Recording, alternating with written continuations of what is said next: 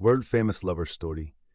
जब एक संघर्षशील लेखक को उसकी प्रेमिका छोड़ देती है तो वह प्रेम कहानियां बनाता है जहां वह बड़ा आदमी बन जाता है जिसने प्यार के लिए बलिदान दिया है, या ऐसा वह सोचता है। जब लेखन बंद हो जाता है और वास्तविकता घर पर आती है तो दुनिया की कोई भी कहानी उस व्यक्ति के द्वारा छोड़े गए खालीपन को नहीं भर सकती जिसे वह प्यार करता है। World famous lover review. हर सेकंड इस ग्राफ पर लाखों कहानियां सामने आती हैं जो एक दूसरे से अलग हैं। वर्ल्ड फेमस लवर का मुख्य किरदार फिल्म की शुरुआत में ही कहता है, हालांकि यह प्रेम कहानी शुरू से ही बर्बाद होती दिखती है और गुस्से, दुख और हताशा से भरी हुई है। अगर कहानी का अंत सुखद नहीं होता है तो निर्देशक क्रांति माधव हमें और भी काल्पनिक कहानियां सुनाते हैं और इसे मुख्य कथानक से जोड़ने की कोशिश करते हैं। लेकिन जब कहानी का सार उदास, कड़वा और नाराज होता है तो फिल्म अक्सर एक आपदा की ओर बढ़ जाती है। वर्ल्ड फेमस लवर एक असंतुष्ट लेखक की तीखी टिप्पणी के रूप में सामने आती है जो दर्शकों को 2 घंटे और 36 मिनट तक अपने आंसुओं और हताशा से रूबरू कराती है। फिल्म शुरू होते ही हमें गौतम, विजय देवरकोंडा और यामिनी राशि खन्ना की कहानी से परिचित कराया जाता है, जो लिव इन रिलेशनशिप में रहने वाले युवा जोड़े हैं। लेकिन चीज़ें इतनी भी अच्छी नहीं हैं। यामिनी एक प्रेमहीन रिश्ते में घुटन महसूस करती है। वह काम पर जाती है, जबकि गौतम एक संघर्षशील लेखक घर पर आराम करता है, सोता है और टीवी पर कार्टून देखता है।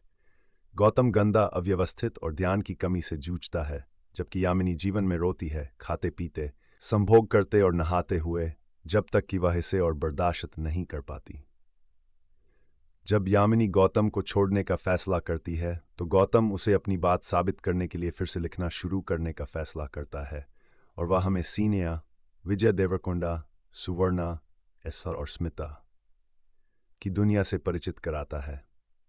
गौतम इन काल्पनिक पात्रों का उपयोग अपने बारे में बेहतर महसूस करने और यामिनी को उसे वापस लेने के लिए मनाने के लिए करता है। लेकिन जब बुलबुला फूटता है तो क्या वह अपने रिश्ते को बचा पाएगा?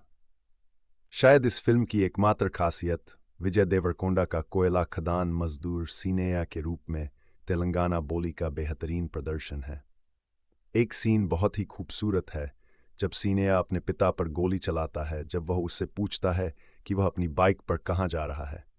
शायद ये एकमात्र ऐसा सीन है जो आपको थोड़ा मुस्कुराने पर मजबूर करता है और आपको फिल्म के उदास विषय से राहत देता है।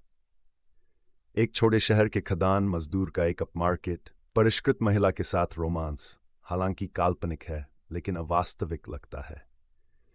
लेकिन सीनिया की कहानी ही एकमात्र ऐसी चीज है जो वर्ल्ड फेमस लवर में अलग दिखती है। अगर गौतम और यामिनी की कहानी चौंकाने वाली रूप से उदास है तो गौतम की एजलेरे के साथ प्रेम कहानी हास्यास्पद है। जब गौतम पेरिस पहुंचता है और होला कहता है तो आप जानते हैं कि चीजें समस्याग्रस्त हो सकती। हालांकि एक दर्शक के तौर पर आप चाहेंगे कि यह और लंबा चले, क्योंकि जैसे ही यह खत्म होता है हम गौतम के कभी न खत्म होने वाले विलाप में वापस आते हैं। विजय देवरकोंडा चिल्लाते हैं, रोते हैं, शीशे पर मुक्का मारते हैं, पत्थरों पर अपना सिर पटकते हैं, तेलंगाना की बोली बोलते हैं और विमान से कूदते हैं। लेकिन फिर भी वे एक असहाय दर्शक बने रहते हैं, क्योंकि क्रांति माधव अपनी उदास प्रेम कहानी से दर्शकों को थका देते हैं। ऐश्वर्या राजेश ने दमदार अभिनय के साथ महिलाओं के बीच अलग पहचान बनाई है। राशि खन्ना एक खराब लिखे गए किरदार में बेकार चली गई है, जहां वह बस रोती रहती हैं। कैथरीन और इजाबेल दोनों ही महत्वहीन भूमिकाओं में सिमट गई हैं।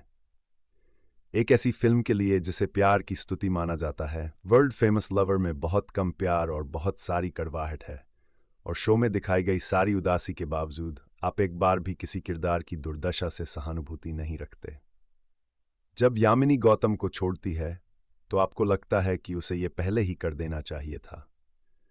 जब गौतम चीजों को मुक्का मारता है और तमाशा बनाता है तो आप सिहर उठते हैं, और जब वह खुद को पीटता है और रोता है, मेरे पास कोई नहीं है, तो आप चाहते हैं कि फिल्म खत्म हो जाए। यह एक प्रेम कहानी है जहां आप दो मुख्य पात्रों के एक साथ होने की